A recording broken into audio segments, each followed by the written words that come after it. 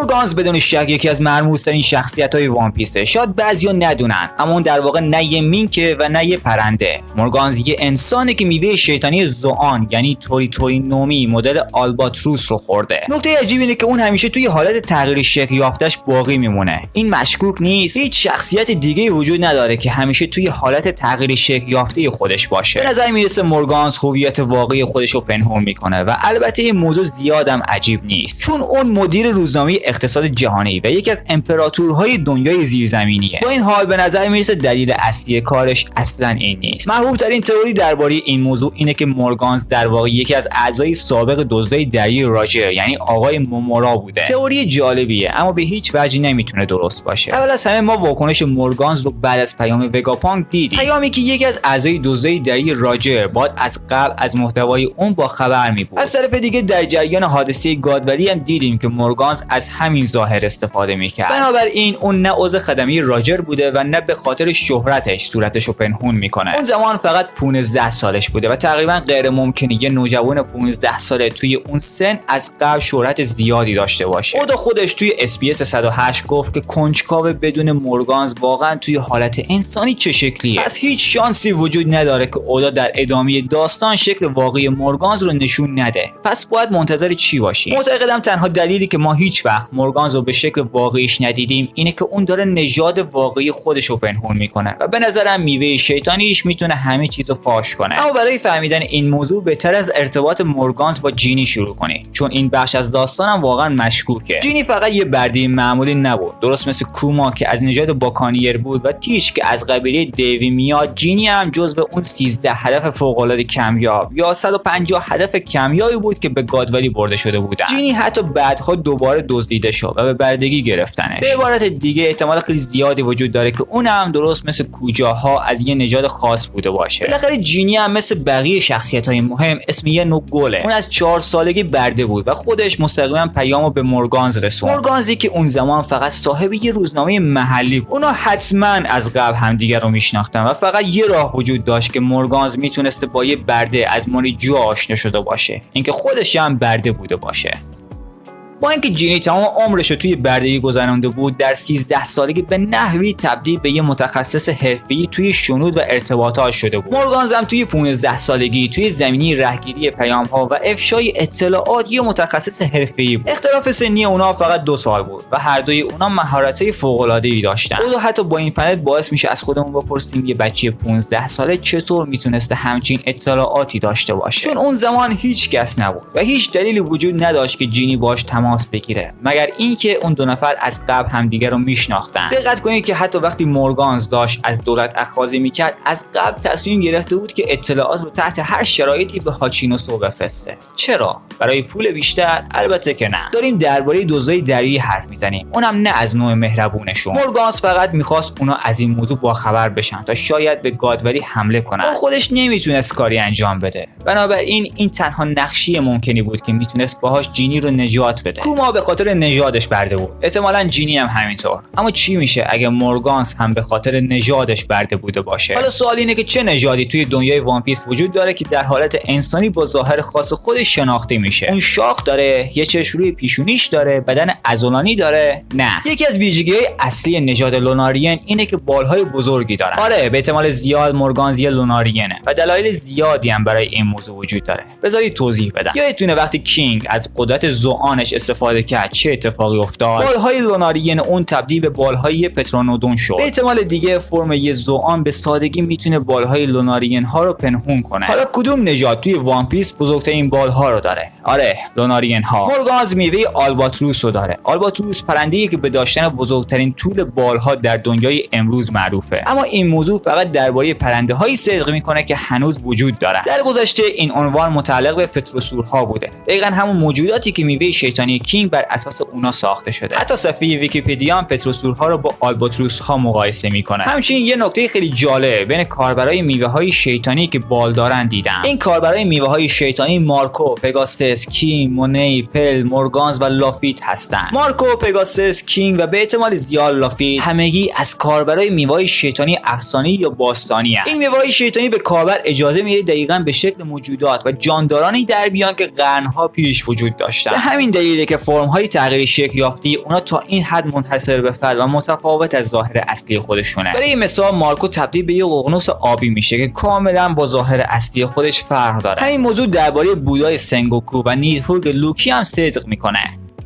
چیزی که میخوام بگم اینه که رنگ‌های فرم عادی و فرم تغییر شکل یافته اونا با همدیگه مطابقت نداره. اما حالا به زوآن‌های معمولی نگاه کنید. وقتی پل به فرم شاهین خودش تبدیل میشه، پرهاش همون رنگ موهاشه. با اینکه پیر یه پرنده است، وقتی تبدیل به اسب میشه، همچنان یه اسب صورتی با خالهای روی بدنشه. همین موضوع درباره زوآن‌های دیگه‌ای مثل چاکا، کاکو یا حتی شخصیت‌های کاملا رندوم مثل مینو زبرا هم صدق میکنه. چیزی که میخوام بگم اینه که زوآن‌های معمولی یعنی میوه‌های شیطانی حیوانی اغلب ویژگی‌های از ظاهر کاربرشون رو به ارث میبرن، چون اونا موجودات مشخص و منحصر به فردی نیستن که قرن‌ها پیش وجود داشتن، مثل نیکا، بودا یا ققنوس. اونا صرفاً حیواناتی هستن که میتونن فرم‌هایی با رنگ‌های مختلف داشته باشن و معمولاً ظاهرشون با ظاهر کاربر مطابقت داره. حتی مونه‌ای که کاربر یه میوه شیطانی زوآن نبود هم بالهایی به رنگ سبز داشت، چون موهاش سبز. و حالا به مورگانز نگاه کنید که میوه شیطانی آلباتروس خورده. حتی اگه توی بعضی از صحنه‌های انیمه بالهاش کمی زرد به نظر برسن، رنگامیزی رسمی نشون میده که بالها و پرهای مورگان سفیدن. پس با توجه به این منطق احتمال خیلی زیادی وجود داره که فرم انسانی معمولی مورگانز موهای سفیدی داشته باشه. این موضوع به طور خودکار ثابت نمیکنه که اون یه لوناریگنه، اما چند شخصیت توی وان پیس میشناسید که پیری نباشن و موهای سفید داشته باشن. فقط میشه چند نفر رو اسپور: یاماتو، اسموکر، نیکول ویا، دازبونز و اسموتی. همین، فقط 5 شخصیت اگه لوناریگن ها رو حساب نکنیم. توی مانگایی که حدود 1200 چپتر داره. فکر نمی‌کنم مورگانز هم صرفاً به طور تصادفی یه شخصیت دیگه با موهای سفید باشه که بدون هیچ دلیلی ظاهرش رو مخفی میکنه. حالا بیاد به رنگ آلباتروس هم دقت کنید. اونا واقعاً سفیدن، درست مثل موهای لوناریگن ها، به جز توی بخش مشخص که بالهاشون سیاهه. چرا اودا باید حیوانی رو انتخاب کنه که بزرگترین طول بالها رو در دنیا داره و بالهاش هم سیاهه تا هویت یه نفر رو پنهون کنه؟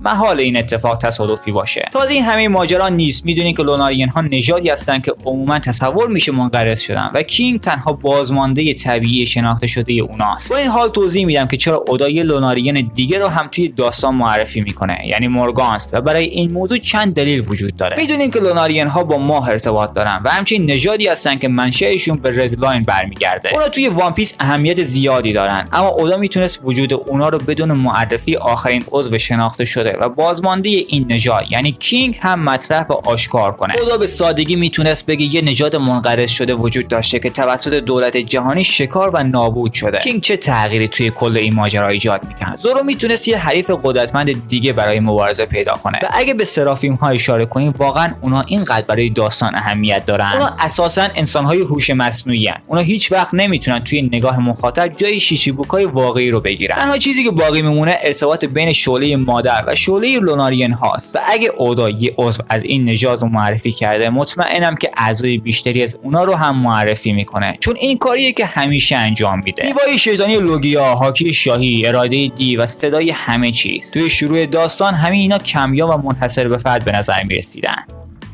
انگار فقط تعداد محدودی از شخصیت‌ها این ویژگی‌ها رو داشتن، اما حالا انگار هر شخصیتی یه دی هست و اگه یه کاراکتری جدید هاکی شاهی نداشته باشه، بعضیا حتی ممکنه فکر کنن که اون ضعیفه. بیاید قبیله دیوی رو هم به عنوان یه مثال دیگه در نظر بگیریم. اول از دیوید جونز شنیدیم، بعد فقط بلک بیرد و راکس رو میشناختیم و خیلی از ما فکر می‌کردیم که بقیه اعضای قبیله دیوی توی گادوری کشته شدن، اما فقط چند چپتر بعد دیدیم که پادشاه روئن دقیقاً شبیه بلک بیرد و راکس به نظر میرسه. اعضای بیشتری از قبیله دیوی قرار معرفی بشن و لوناریگن های دیگه هم معرفی میشن. حداقل یه نفر دیگه قرار معرفی بشه و اون مورگانزه. محال کینگ آخرین لوناریگن داستان باشه. اسم مورگانز بر اساس اسم دوز دریایی هنری مورگان ساخته شده. هنری مورگان نه تنها ارتباط نزدیکی با برده‌ها و افراد به بردگی گرفته شده داشت، بلکه معاون فرماندار پورت رویال هم بود. یه مقام قدرتمند در مکانی به نام رویال پورت، چیزی شبیه به یه پادشاه. دقت کنید که تنها جفتی که از اون داریم شباهت زیادی به کارت شاه توی یه دسته ورقه. همون چیزی که الهام بخش شخصیت کینگ بوده. همچنین دقت کنید که اسم واقعی کینگ آلبرت شباهت زیادی به کلمه آلباتروس داره. حتی توی زبان ژاپنی هم شباهت خاصی بین آروبرو و آروباتوروسو وجود داره. وقتی از این زاویه به ماجرا نگاه میکنید خیلی چیزا شروع میکنن به معنی پیدا کردن. لونارین ها منتظر جوبوی هستن. مورگانز نه تنها داره از نفرتاری DVV محافظت میکنه و اونو مخفی نگه داشته، بلکه عملاً همیشه طرفدار لوفی و حتی یونکوهای دیگه بوده تا به پادشاه دوزای دریایی تبدیل بشن. همچنین این مورگانز بود که خبر گیر 5 رو منتشر کرد. از طرف دیگه لونارین ها نمادی از فرشته ها هستن. سرافیم ها که کنون های لونارین ها هستن در واقع یه گروه از فرشته ها محسوب میشن. کلمه فرشته از واژه یونانی آنجلوس گرفته شده که به معنی پیام رسانه.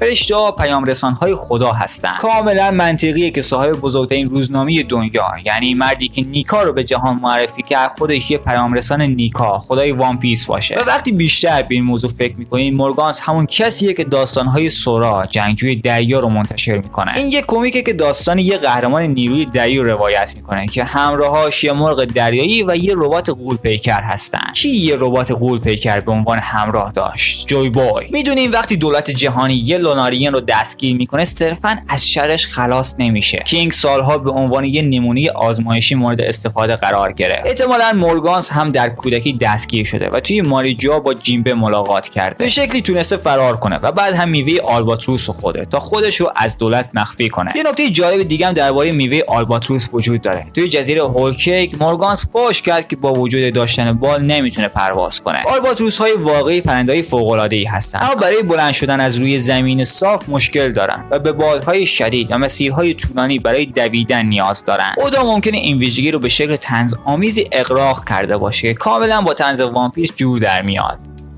اما یه نکته جالب دیگه هم وجود داره. با اینکه مورگانز به خاطر میوه شیطانیش نمیتونه پرواز کنه، با یک کشتی هوایی عظیم که به شکل یه بارون ساخته شده سفر میکنه، چیزی که برای کسی که نمیتونه پرواز کنه چندان امن به نظر نمیرسه. شاید اون به خاطر میوه شیطانیش نتونه پرواز کنه، اما مطمئنم با بالهای لونارینش میتونه پرواز کنه. این میتونه بهترین استعطار ممکن بین افراد دیگه باشه و به همین دلیله که احتمالاً موقع سفر با یک کشتی هوایی اینقدر خیالش راحته. یه نکته دیگه که می‌خواستم بهش اشاره کنم اینه که مورگانز نسبتاً قدرتمنده، حداقل خیلی قوی‌تر از چیزی که از یک خبرنگار معمولی انتظار دارید. توی مقر اخبار اقتصادی جهان، جاباری، یکی از مأمورای سایفرپول که خودشو به عنوان یک عکاس جا زده بود، تغییر قیافه‌شو کنار گذاشت و با یه اسلحه به سمت مورگانز حمله کرد. با این حال مورگانز به راحتی اون مأمور رو از پا درآورد. آره، جاباری قوی‌ترین مأمور سایفرپول نبود، اما با این حال باید آموزش بهتر و توانایی‌های فیزیکی بیشتری نسبت به مدیر یه روزنامه می‌داشت. مورگانز توی جنگ نهایی خیلی مهمتر از چیزیه که شاید فکر کنید. کسی که اطلاعات رو کنترل کنه دنیا رو کنترل میکنه و دلیلی وجود داره که مورگانز آدم شروری نیست. من نمیخوام درباره اتفاقی که برای اون ویوی یا واپول قراره بیفته حدس و گمان بزنم. فقط همینو میگم که مورگانز توی حماسه نهایی نقش خیلی بزرگی قراره داشته باشه. جنگ نهایی فقط علیه ایمو نیست، بلکه علیه کل سیستم دولت جهانی قراره باشه. برای شکست دادن دولت جهانی باید یه قیام عظیم توی سراسر دنیا شکل بگیره.